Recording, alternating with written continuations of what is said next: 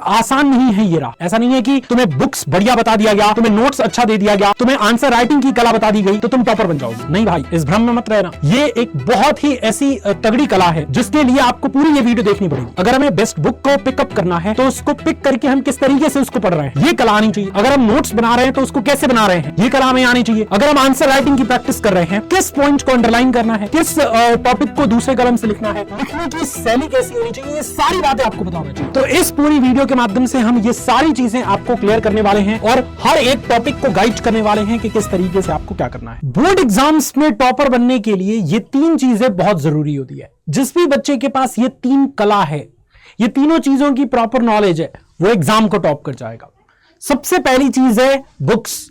कौन कौन सी ऐसी बुक्स हैं जो आपको 12th की तैयारी करते समय पढ़नी चाहिए, क्योंकि बेस्ट बुक ही आपको बेस्ट कंटेंट डिलीवर करेगा और बेस्ट कंटेंट को पढ़ के ही आप टॉपर बन पाएंगे। इसके अलावा नोट्स, आपको किस तरीके से नोट्स बनाना चाहिए हर सब्जेक्ट का, क्योंकि हर सब्जेक्ट के नोट्स बनाने का तरीका अलग है। अब जाहिर सी बात है, मैथमेटिक्स के कई लोग कहते हैं नोट्स नहीं बनते, बट जो स्टूडेंट्स स्ट्रैटेजिकली मैथमेटिक्स का भी नोट्स बनाएगा उसके ही अच्छे नंबर आएंगे। केमिस्ट्री का नोट्स कैसे बनाना है, फिजिक्स का नोट्स कैसे बनाना है, हर चीज का नोट्स अगर आपके पास रहेगा आपके लिए ही वो आसान चीज रहेगी। आंसर राइटिंग जो एक ऐसी कला है जो एक एवरेज स्टूडेंट को भी टॉपर बना देगी, क्योंकि आंसर राइटिंग की कला ही आपकी एग्जामिनर के सामने प्रस्तुत होती है।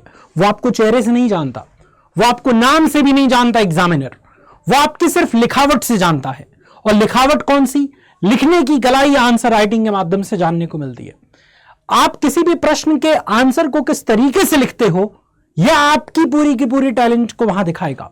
और जितना टैलेंटेड, जितना आंसर राइटिंग में आप बेस्ट होते जाओगे, उतना ही नंबर तुम स्कोर करोगे और उतने ही अच्छे तरीके से चमकोगे पूरी दुनिया में।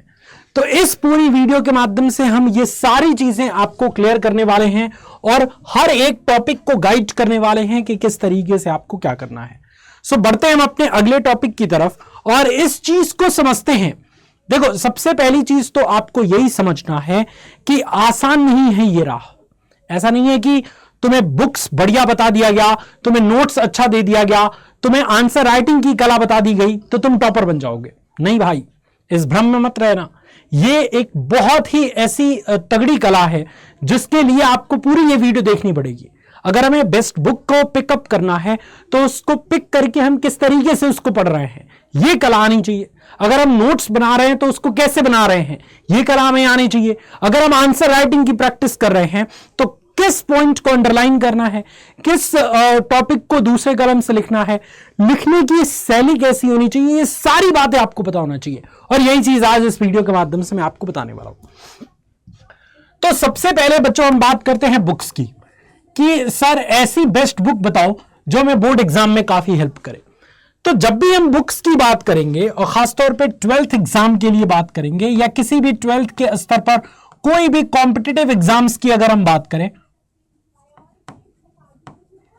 कोई भी कॉम्पिटिटिव एग्जाम्स की भी अगर हम बात करें तो उसके लिए सबसे बेस्ट बुक होता है एनसीईआरटी।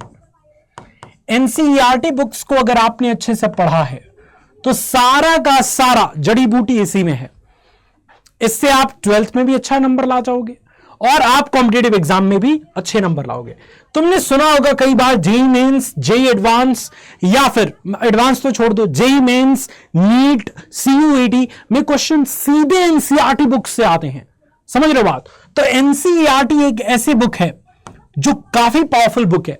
इसके एक एक लाइन में सारा का सारा सार छिपा हुआ है, एक एक लाइन से क्वेश्चन बनते हैं। सो एनसीईआरटी बुक्स को पकड़ो।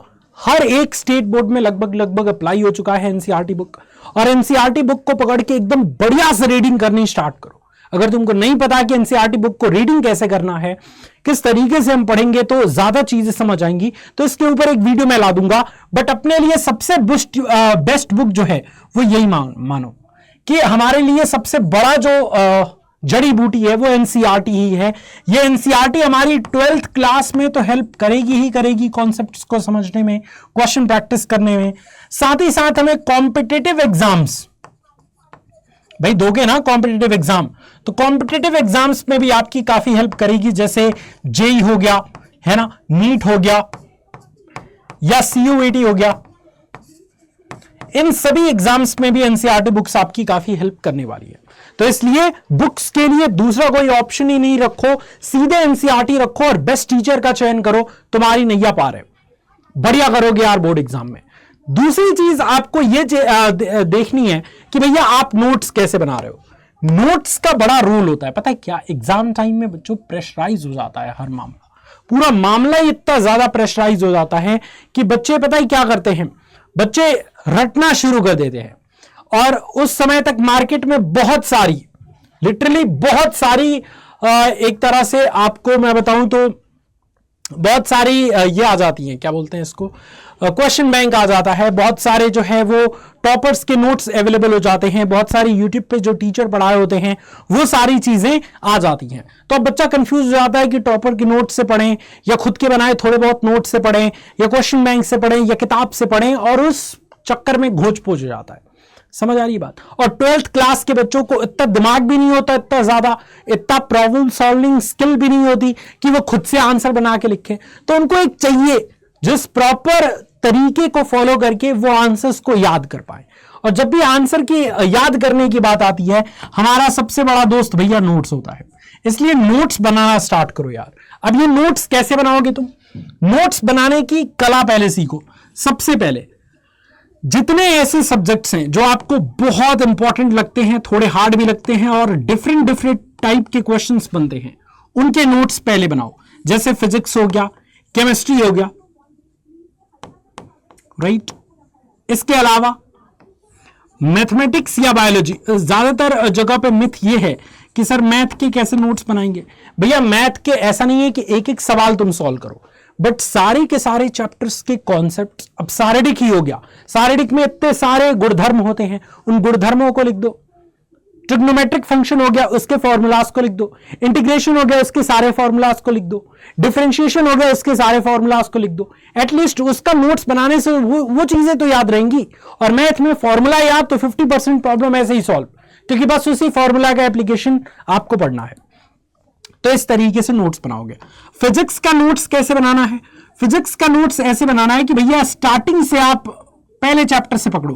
बीच में अगर आप चाहोगे कि मैं नोट्स बनाऊं तो वो मोटिवेशन एक टाइम के लिए आएगा, फिर वो बिखर जाएगा। तो इसलिए चैप्टर 1 से नोट्स बनाओ। अब नोट्स अगर किसी YT चैनल से पढ़ के बना रहे हो, जैसे हमारे ही चैनल यूपी बोर्ड साइंस 24/7 में मेरी वीडियो लेक्चर को फॉलो करते हो, तो शुरू से पहले चैप्टर से स्टार्ट करो। अगर आप कहीं ऑफलाइन क्लास करते हो, ऑफलाइन क्लास अगर कहीं करते हो तो उनको फॉलो करके नोट्स बनाओ, बट स्टार्टिंग से नोट्स बनाना है।